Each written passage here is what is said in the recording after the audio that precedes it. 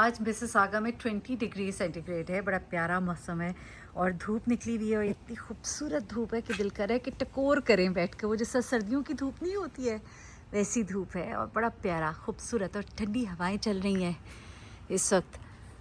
खूब पत्ते लहलहा रहे हैं और ये मौसम है बाहर जाने वाला। तो मैं देखती हूँ कि आज मैंने किधर जाना है। मुझे बताइएगा। ये मैंने ना यहाँ पे ठहरे ये पत्ते मैंने काटे थे, ठीक है। लेकिन मुझे ऐसे पता नहीं क्यों लग रहा है जैसे इनका रंग कुछ मुरझाया हुआ नहीं है और मुझे अब दुख हो रहा है। मैंने कुछ ज़्यादा ही काट दिए। थोड़े आगे आए हुए मुझे अच्छे लग रहे थे लेकिन अब ये थोड़े पीछे चले गए। लेकिन ये कोई मौसम अब तब्दील हो रहा है या क्या। पहले ये ज़रा रेडिश थे। क्यों उदास तो नहीं हो गए बेचारे अपने भाई बहन जो मैंने काट दिए उसकी वजह से। लेकिन इनका कलर चेंज हुआ है। रेडिश डार्क मरून सा कलर था, अब ये थोड़ा सा डिफरेंट हो गया है। जिस तरह इस रंग को क्या कहते हैं आप मुझे बताएं ज़रा। ये पर्पल का लाइलेक का एक वो पर्पल का एक शेड कोई लग रहा है लेकिन it's not that maroon reddish type ना। थोड़ा चेंज लग रहा है मुझे, उदास लग रहे हैं ना। ये धुले धुले तो हैं, कल तो बारिश हुई है खूब, धुल तो अच्छे से गए हैं नो डाउट। ये मैं आपको बता रही थी कि हर दफ़ा मैं किसी मुख्तलिफ़ जगह से होकर आती हूँ और ये मैंने बिल्कुल एक डिफरेंट पाथ लिया इस दफ़ा कहीं जाने के लिए। और वहीं जहाँ मैं हमेशा जाती हूँ टिम हॉर्टन्स जाऊँगी, कॉफ़ी पीऊँगी। लेकिन ये मुझे बड़ी खूबसूरत ये जगह लगी। ये जो गली है आप कह लें स्ट्रीट है जो भी है, अभी मैं आपको दिखाऊँगी। एक बड़ा खूबसूरत सा रास्ता यहाँ से बाहर निकलता है। It's beautiful.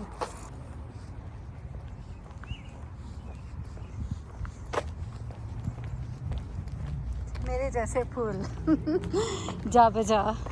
मैं तो समझी कि मेरे ही आंगन में खिले हैं ये फूल, लेकिन ये तो हर जगह मौजूद है। देखिए कैसे लोगों ने ना हर जगह फूलों को खुशामदीद कहा है, बाहर के मौसम को खुशामदीद कहा है। वाह लवली। और आज की वॉक की तस्वीर मेरी जनाब ये है। ये डैफोडिल्स, मेरे ख्याल से डैफोडिल्स ही इन्हें कहेंगे, बताइएगा आप भी मुझे। बड़े खूबसूरत है, बहुत ही खूबसूरत। मैंने कहा था कि मैं जब भी वॉक करूँगी मुझे जो सबसे खूबसूरत कोई फूल या वो जो भी प्लांट्स वगैरह नज़र आ रहे होंगे मैं आपके साथ शेयर करूँगी। और इस वक्त ये है वो प्लांट जो आज के दिन का जिसने अवार्ड जीता है। लोगों ने जगह जगह ये चीज़ें रखी होती हैं। अब ये जैसा डॉल हाउस पड़ा है, यहाँ पे एक छोटी सी बच्ची जा रही थी, उसको ये डॉल हाउस अच्छा लगा और उन्होंने जी उठा लिया और ये अब अपने ले जाएंगे घर। That's so cute. तो आप रख दिया करें चीज़ें बाहर, किसी की पसंद की होंगी तो वो ले जाएंगे। कई दफ़ा हमें समझ में नहीं आ रही होती ना कि ये चीज़ हमने किसको देनी है। मुझे तो अच्छा लगा, उस बच्ची को अच्छा लगा, वो एकदम से गई और उसने वो उठा लिया and that was so cute.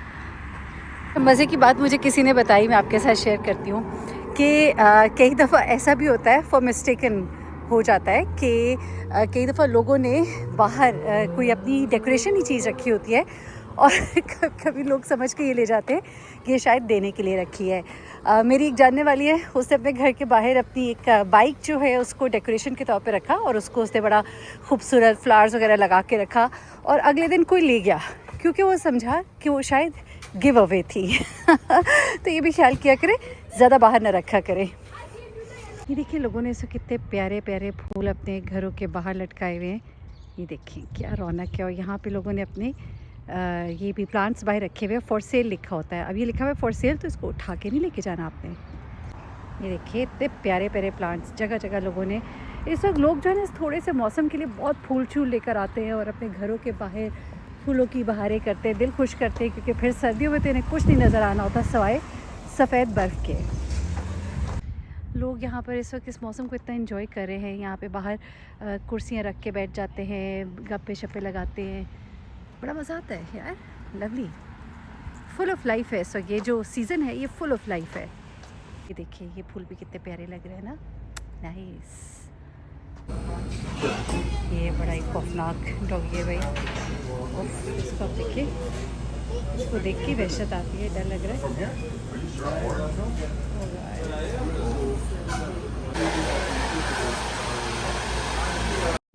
और अब मैं आ गई हूँ घर और जो मैंने कहा था कि अब बस यार बहुत हो गई है, बहुत खिलारा मचा लिया, अब ये सारा समेटना है। ये अब सारी चीज़ें जो हैं ये बेसिकली मेरी ड्रॉर्स की चीज़ें हैं, मेकअप की चीज़ें, छोटा मोटा लट्टम पट्टम सामान है जो अब मैं समेटने लगी। और अब आपको क्विक वाली ज़रा क्लीनिंग दिखाते हैं बिफ़ोर एंड आफ्टर।